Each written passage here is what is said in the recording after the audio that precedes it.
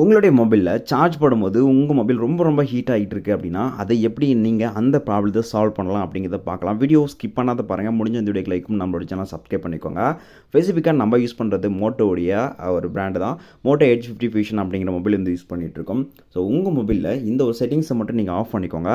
இது எப்போ ஒர்க் ஆகும் அப்படின்னா, ஒரு வேளை நீங்கள் சார்ஜ் பண்ணிகிட்டு இருக்க பட்சத்தில் ரொம்ப ஹீட் ஆகிட்டு இருக்குது மோட்டோ மொபைலை பொறுத்த வரைக்கும். அதான் குறிப்பாக சொல்லலாம் அந்த 815 அந்த சீரிஸ் மொபைல் எல்லாம். ஸோ அப்படி பண்ணும்போது உங்களுடைய மொபைல் ரொம்ப ஹீட்டிங்காக இருந்துக்கு சார்ஜ் பண்ணும்போது அப்படின்னா இந்த ஒரு ஆப்ஷனை நீங்கள் மறக்காமல் டிசேபிள் பண்ணிக்கோங்க. ஃபர்ஸ்ட் உங்களுடைய மொபைல் செட்டிங்ஸ் ஓப்பன் பண்ணிக்கோங்க. அங்கே நமக்கு பேட்டரி அப்படின்ட்டு இருக்கும், அதை கிளிக் பண்ணிக்கோங்க.